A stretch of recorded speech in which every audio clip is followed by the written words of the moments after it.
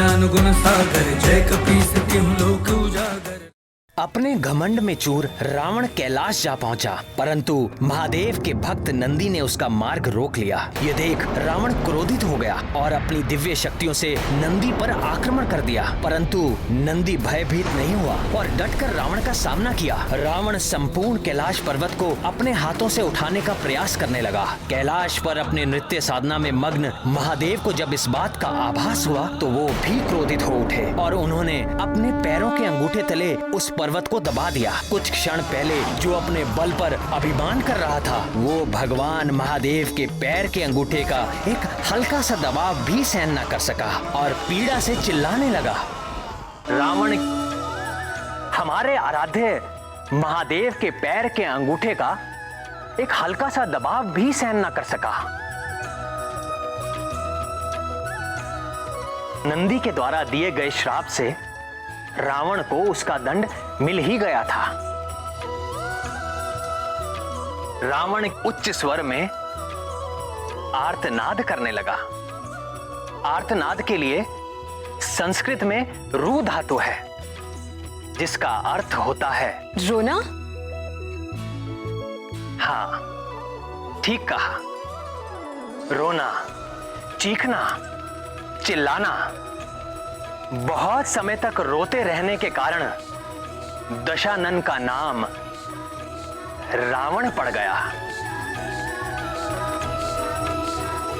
रोया, किंतु अपने अपराध को स्वीकार नहीं किया। अपराध स्वीकार किया और उसका प्रायश्चित भी किया।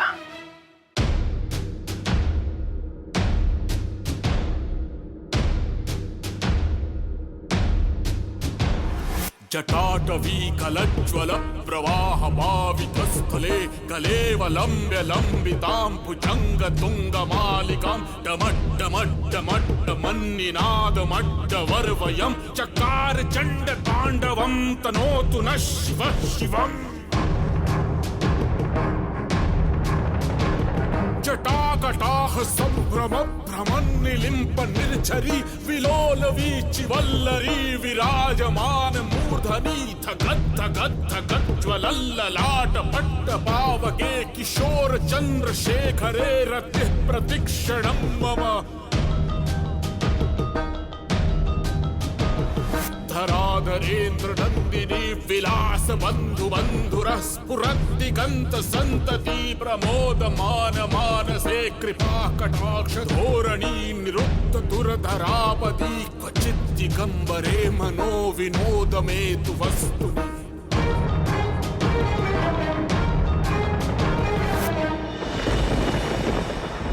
इस प्रकार से रावण को रोते हुए 1 सहस्र वर्ष बीत गए। नंदी के अपमान से भगवान भोलेनाथ रावण से कितना कुपित हुए होंगे। भगवान भोलेनाथ अपने भोले भक्तों की पीड़ा और अपमान को तनिक भी सहन नहीं कर सकते। तो फिर दीनानाथ भोले बाबा का क्रोध कैसे शांत हुआ है दीनदयाल? भोले भंडारी क्या कभी किसी से सदा के लिए रूठ सकते हैं? भोले बाबा तो जगत पिता हैं, वो कैसे किसी प्राणी के प्रति निष्ठुर हो सकते हैं?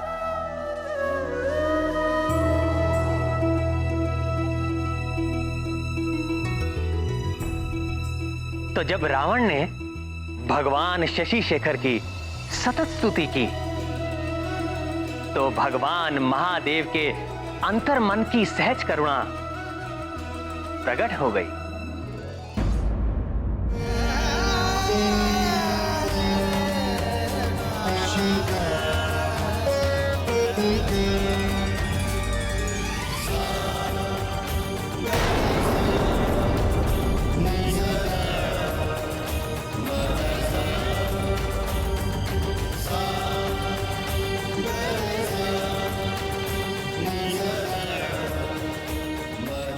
ओम नमः शिवाय। ओम नमः शिवाय। ओम नमः शिवाय। उठो दशानन। प्रभु, महादेव।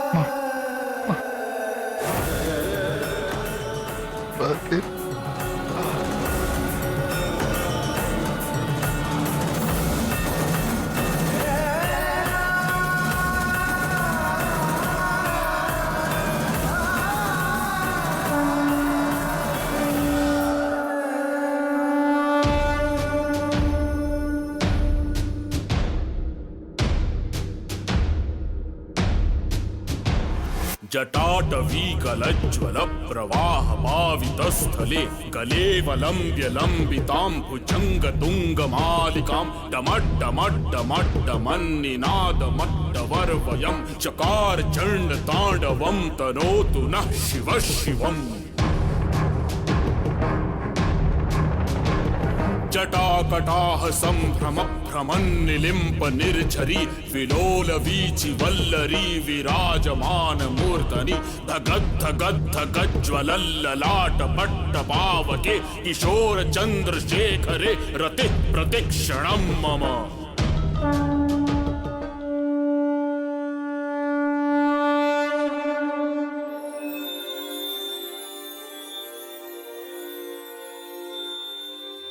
मैं तुम्हारी स्तुति से अति प्रसन्न हूं दशानन।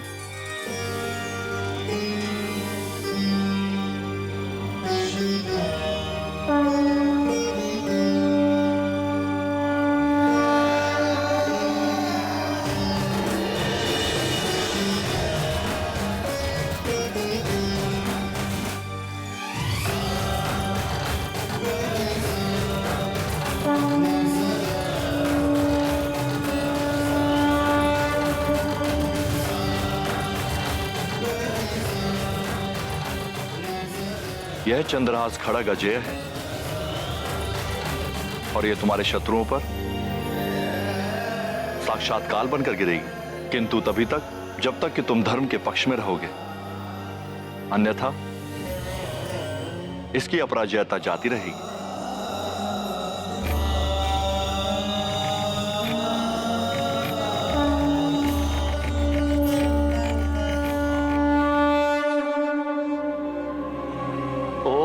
नमः शिवाय।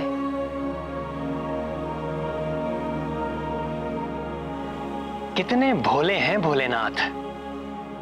पिता के समान दंड भी दिया और क्षमा मांगने पर आशीर्वाद भी। ओम नमः शिवाय।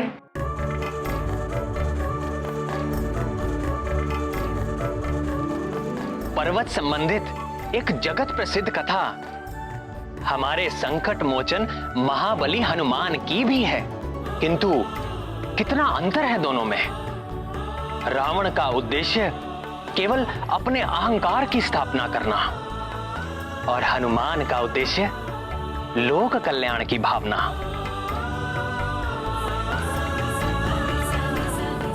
मन में एक प्रश्न उठा है प्राणवल्लभ। अवश्य पूछें कमल नयन।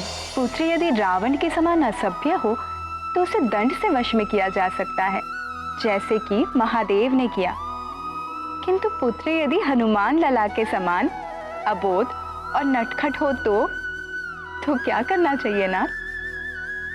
हनुमान तो केवल राम नाम के वश में है और किसी उपाय से उन्हें वश में करना असंभव है,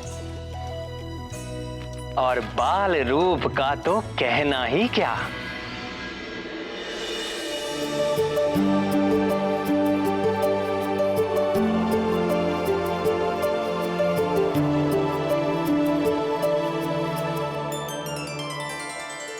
अब हमारे केसरी नंदन को तात की गोद में जाना है।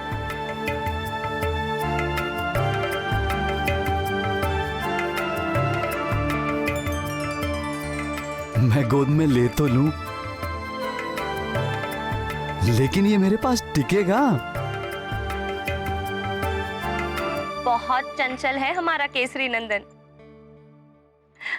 दीजिए, इसे मुझे दीजिए, मैं इसे अभी सुला देती हूँ।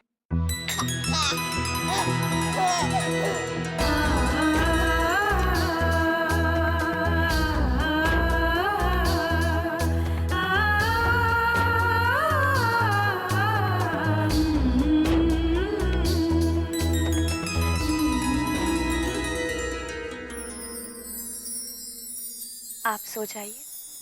और तुम? इसको सुलाने के बाद अभी जल्द ही सो जाएगा।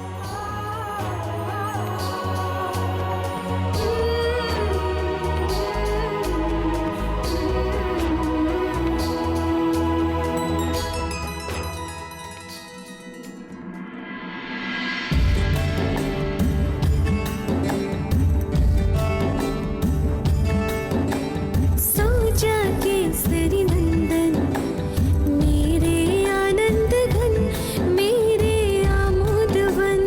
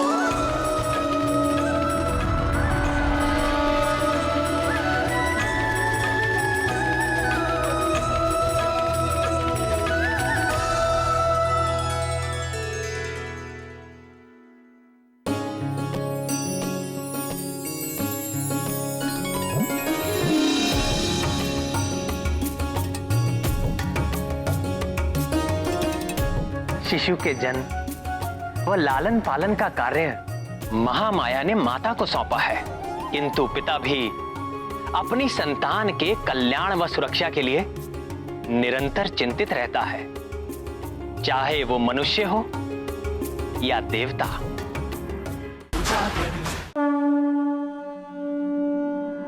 मेरा पुत्र, पवन पुत्र, हे केसरी नंदन, वानर राज केसरी और भगवान शंकर के साथ साथ तुम मुझे भी अपना पिता ही समझो पुत्र,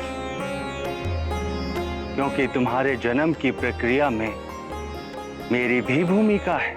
भगवान शंभु की कृपा से नमामि शंभु, नमामि रुद्रम, नमामि पुरुषम पुराणम, नमामि सर्वम शिरसा नमामि।